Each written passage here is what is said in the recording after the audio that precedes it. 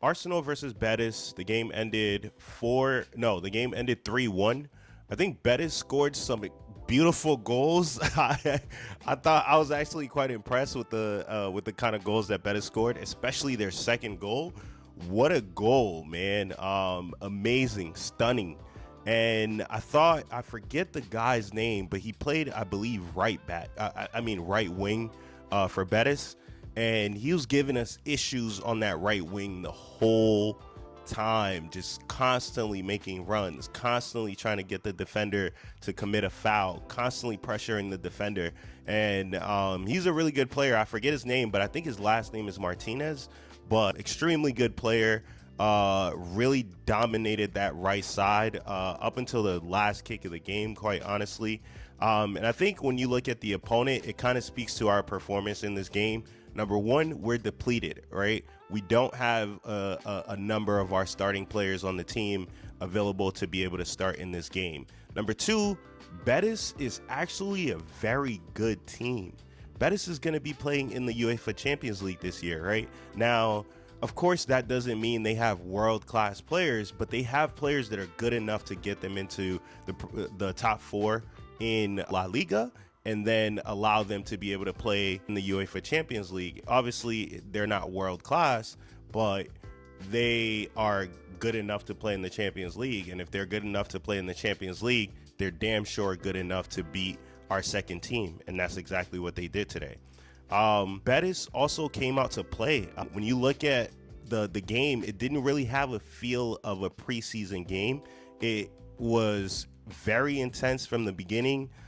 The atmosphere was extremely intense, and when you look at it, it felt like a Premier League game or like a final of some sort of tournament. So Betis came out to play. Betis had a lot more of their players back because, of course, a lot of their players didn't go to the World Cup as compared to us, and sort of took the advantage of our second team today. And you have to give them kudos. So that explains, a little bit of the reason why we weren't able to perform to a certain level, because we were depleted, and Betis has a really good team. I know going into the game, maybe some Arsenal fans may have underestimated Betis because maybe there's this feeling that we were so good that maybe our second team is good enough to finish in the top 8 in the Premier League, as some would say. And as a result, there was an expectation that this would be, regular schedule. Arsenal would come in, maybe not dominate the entire game, but somehow find a way to win in the end. And that just wasn't one of those days. Secondly, I want to give a shout out to my guy, Hector Bellerin. Hector Bellerin, during his time, was one of my favorite players. I remember when he broke into the team against, I believe it was Bayern Munich. And if I'm wrong, please correct me again in the comments. I believe he broke in against Bayern Munich, and he had a bit of a rough patch in the beginning, but then he figured it out, and he was really on his path to being a world-class player. Had 11 seasons with us.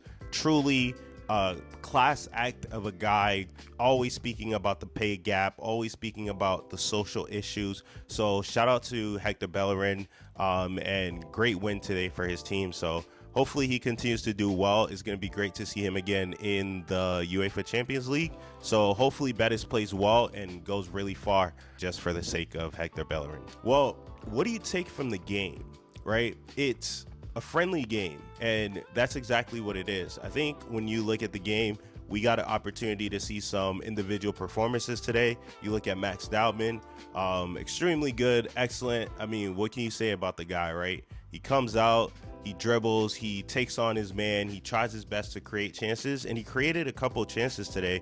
Only if we took advantage of it, we probably would have potentially either tied the game or won the game. I thought Miles Lewis-Kelly was extremely solid as a defensive midfielder. There's a certain maturity to him now. Of course, there were a couple of hiccups there, but that comes along with the game.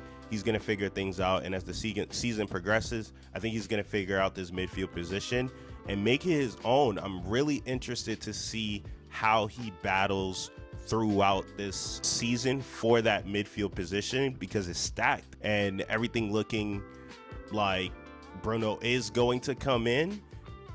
the midfield is stacked, and I'm excited to see how Miles Lewis-Skelly fares in that competition, because I think he's good enough to potentially start a lot of games this season.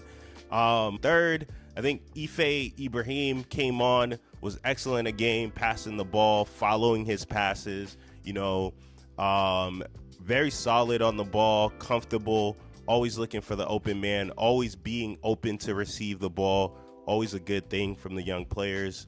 And guys, I'll just leave it at that. I think, like I said, this was just a preseason game. We saw some new patterns of play.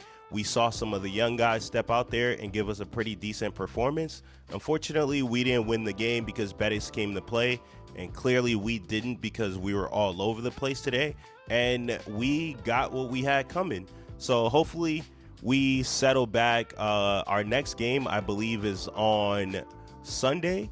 So hopefully we settle in. Come Sunday, we figure things out, have a slightly stronger starting lineup, and then we recover this thing and keep it going. That's pretty much it, guys. Like I said, if you're new here, welcome to the Press FC. Please go ahead and just like the video.